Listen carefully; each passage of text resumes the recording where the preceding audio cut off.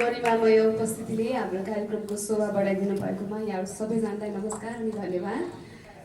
धेरै कुशललाई त बिट गर्नै सकिँदैन, त्यही भएर अब त्यतातिर नलाग्नु पर्यो। त्यसपछि पहिलो सेकेन्डमा जस्तो लाग्यो।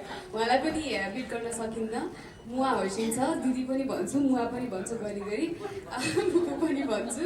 सो झिङ्गे दाउ 1 जहाँ गएर सकिएको थियो, झिङ्गे दाउ 2 पहिला त झिङ्गे दाउ मात्र थियो। सो झिङ्गे दाउ 2 त्यहाँबाट सुरु हुन्छ। आमाको खोजी हुँदै यहाँले टिजर मार्फत पनि धेरै कुरा, धेरै कथा आङ्कलन गर्न सक्नुहुन्छ। हाम्रो परिवारको कथा थियो। अब त्यो कथामा आदरणीय बसु मुवा, चैत्य मुवा, त्यस्तै सरोज दाई अनि आर्यन दाईको उपस्थितिसँगै नयाँ आयाम, अझै बेजोड, अझै रोचक आयामहरू चाहिँ चलचित्रमा थपिएको छ। झिङ्गे दाउ 1 मा रुखमुनि नै भुताल भुतुल थियो हाम्रो, होइन? रुख चढ्न पाएको थिएन त्यतिखेर चाहिँ। अनि झिङ्गे दाउ कोभिड अगाडि सुट गरिएको थियो। त्यसपछि कोभिड भयो अनि डेङ्गी पनि भयो।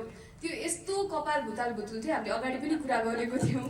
मेरो कपाल त्यसपछि बढ्दै बढेन, अनेस्टली मेरो कपाल बढेन है। अनि त्यसपछि बल्ल बल्ल बढ्न लागेको थियो। यो सबै सकियो, समय अगाडि बढ्दै थियो। फेरि झिङ्गे दाउ 2 भयो। त्यसपछि मेरो कपालको हालत देख्न सक्नुहुन्छ। मैले अलि माया गरेर तानेको रहेछु, जसको अलि लामै छ। मेरो चाहिँ अझै अब घट्दो क्रममा छ। सो एकदमै रमाइलो गरेर हामीले सुटिङ सम्पन्न गऱ्यौँ। सो धन्यवाद दिन चाहन्छु ज्ञानेन्द्र अङ्कल, सम्पूर्ण झिङ्गे दाउ 2 टिम, टेक्निसियन्सहरू सबैजनालाई धेरै धेरै धन्यवाद।